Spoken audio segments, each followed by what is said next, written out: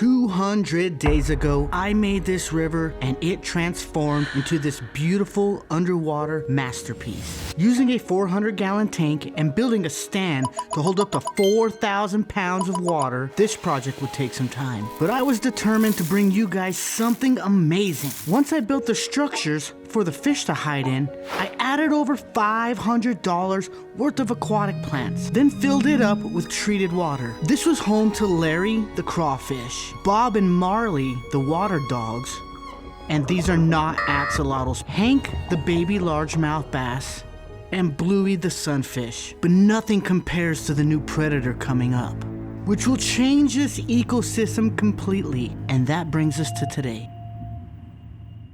On day 100, I had a major algae outbreak. We had algae on the logs, algae in the plants, algae covering the ground and the rocks, algae floating in the water, and algae stuck to the glass. It was an algae apocalypse, but I had to remove it, and I don't like using chemicals to kill it, so scrubbing it is the only way to go. Once I get it detached, the filter will clean most of it, and then I'll just vacuum up whatever's left.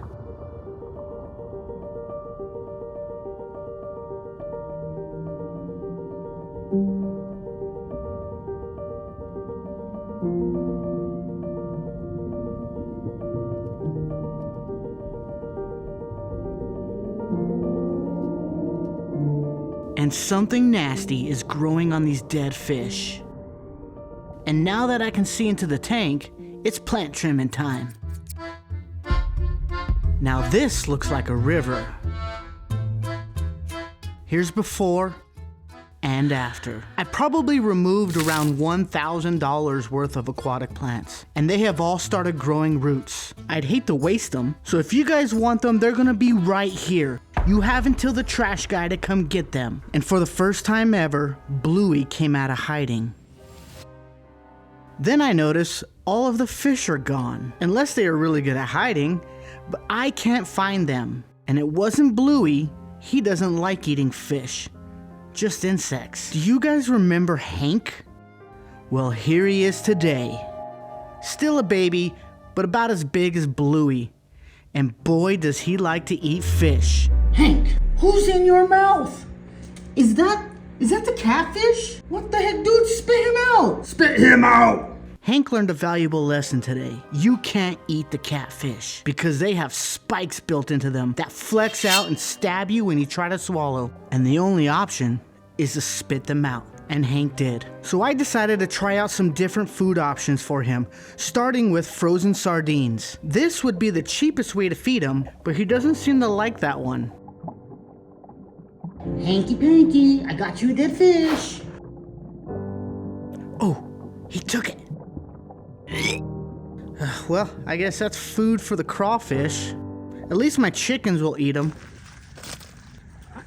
What's wrong with you guys? Eat the fish. Did she just kung fu kick the fish? Anyways, next I tried shrimp. Come on, buddy. You know you want this. Come get it. Gosh, Hank, you are a picky eater, dude. But Bluey isn't. Bluey will eat anything that floats down from the surface.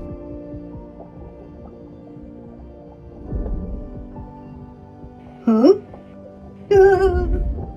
And Hank is not happy.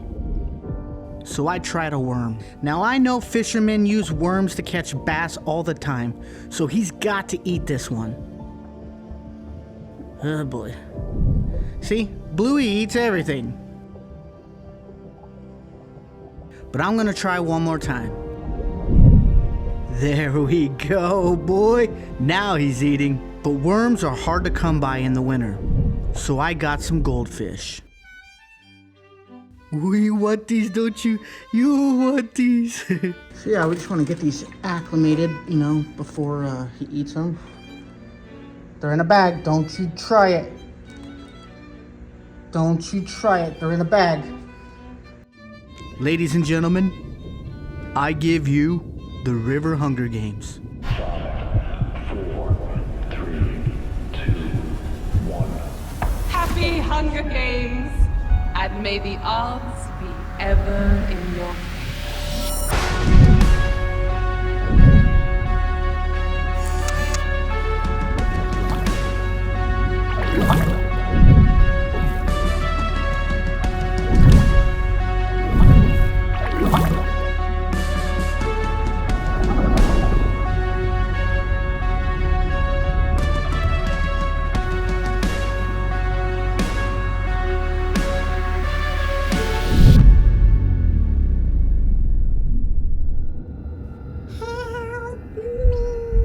If you thought that was cool, wait till you see this guy.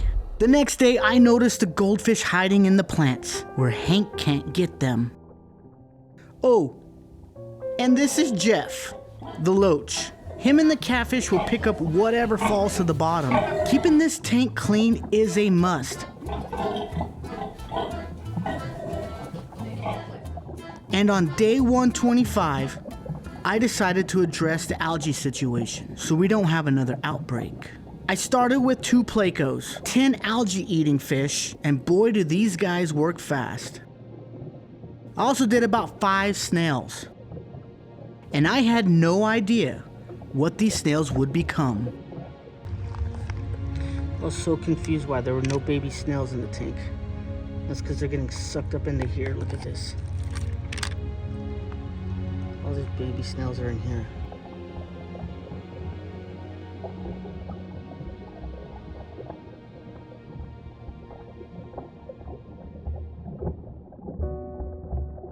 On day 150, the tank was algae-free, and the fish were happy.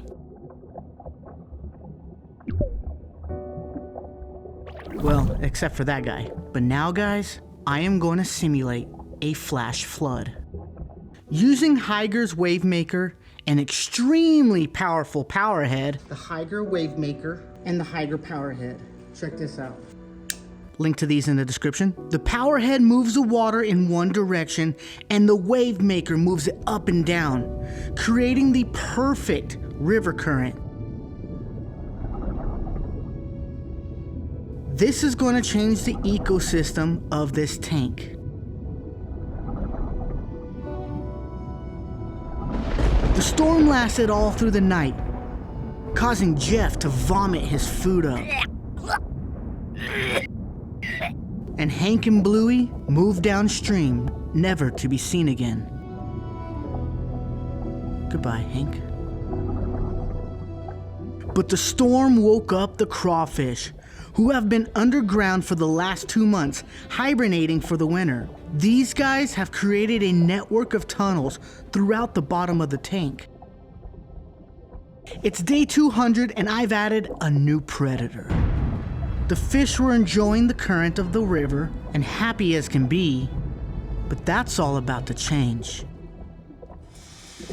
Because something is lurking in the darkness.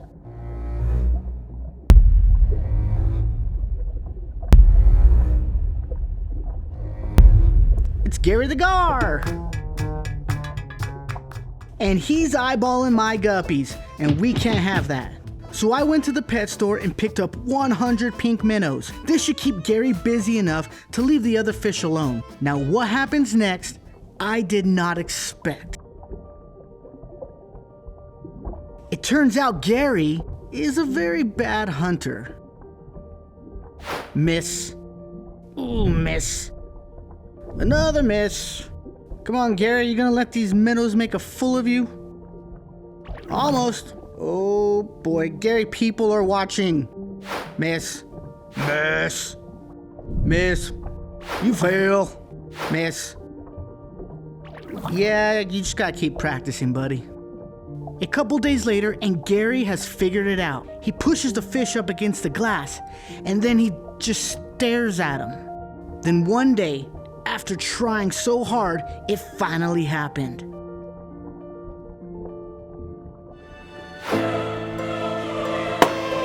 Unlike the bass, who eats everything, Gary only needs 2 to 3 fish a day to thrive, and he has now mastered that.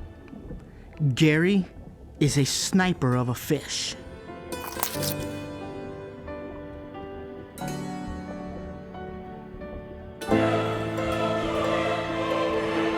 And look at those teeth, dude. Half fish, half alligator. A falligator. Unfortunately, Gary can't breathe underwater like Hank because he doesn't have gills. Gary breathes kind of like a whale, moving to the surface to get a breath, then blowing out the old oxygen. I think Gary would make a good pet for anyone who's crazy. Be aware, they can get really big. But Gary wasn't the only predator I added in. Meet Lasso, the rope fish. The way he swims is absolutely adorable. And I'm gonna be honest, if I was out snorkeling in the river and this thing started swimming at me, I would freak the heck out and get out of the water. It looks like a sea snake.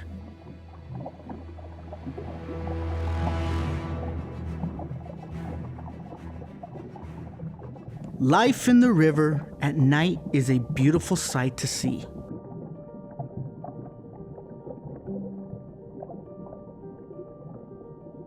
The catfish starts schooling on the river floor in search of food, while Gary creeps in the darkness, hunting minnows that are glowing in the moonlight. But life in the river isn't just about what's under the water. It's what's above the water that plays a huge role in the river's success. But in order to simulate this, I need to drop the water level by 50%. From here, I'll create some land areas, put some rocks on it, and some trees, maybe even some grass, a couple of waterfalls, then add some tadpoles which will turn into frogs, and a cool new land predator, and I'll call it Amphibia 2.0. Make sure to subscribe because you don't want to miss that one. I'll see you in the next adventure.